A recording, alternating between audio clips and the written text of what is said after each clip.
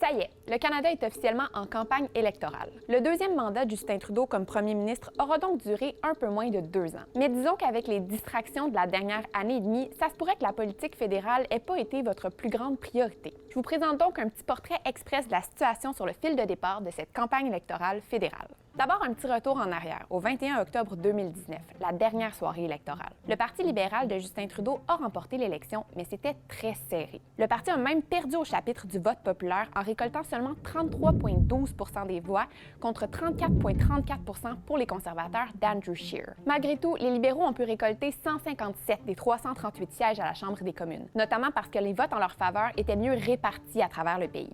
C'était assez pour former le gouvernement, mais loin du chiffre magique de 170 sièges qui lui aurait conféré une majorité absolue. Depuis ce soir-là, il s'en est passé des choses.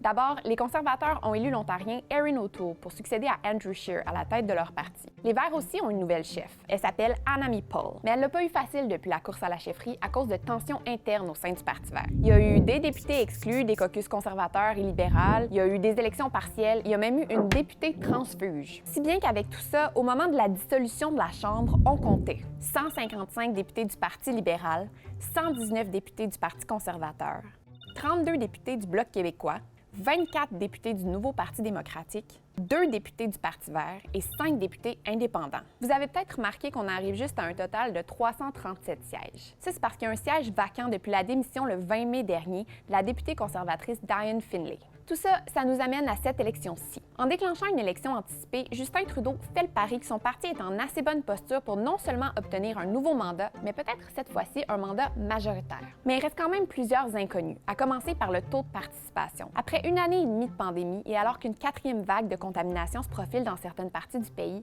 est-ce que les Canadiens vont vraiment avoir la tête à aller aux urnes?